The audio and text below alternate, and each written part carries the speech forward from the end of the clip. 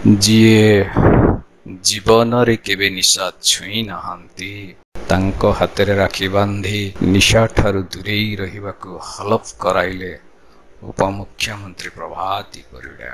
ଏଇଟା କିଛି ବୁଝା ପଡ଼ିଲାନି।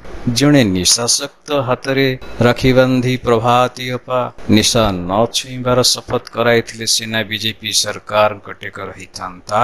ମଦକୁ ଛି କରୁଥିବା ଲୋକ ହାତରେ ରାକ୍ଷୀ ବାନ୍ଧି ନିଶା ନ ଛୁଇଁବାକୁ ସଂକଳ୍ପ ନେଇଗଲେ। ଜମାରୁ ଭଲ କଲେନି। ନିମାପଡ଼ାର ସମୀର ଭାଇଟା ପ୍ରଭାତୀ ଅପାଙ୍କୁ ମୋହନ ଭାଇଙ୍କର ନିଶା ପାଣି ପ୍ରତି ଅନାଦର ସମ୍ପର୍କରେ କିଛି କହିନଥିଲେ ବୋଧେ। ବୁଝିଲ ମୋହନ ଭାଇ, ଆପଣ ନିଶା ଛୁଁ ନଥିବା କଥା ପ୍ରଭାତୀ ଅପା ଜାଣିଥିଲେ କେବେ ଏମିତି ହଲାପଠା କରିନଥାନ୍ତେ। ସବୁଠାରୁ ଭଲ ହେଇଥାନ୍ତା ପ୍ରଭାତୀ ଅପା ଯଦି ପୂର୍ବତନ ମୁଖ୍ୟମନ୍ତ୍ରୀ ନବୀନ ପଟ୍ଟନାୟକଙ୍କ ହାତରେ ରାକ୍ଷୀ ବାନ୍ଧି ନିଶା ନ ଛୁଇଁବାର ହଲଫଟା ହାସଲ କରିଥାନ୍ତେ।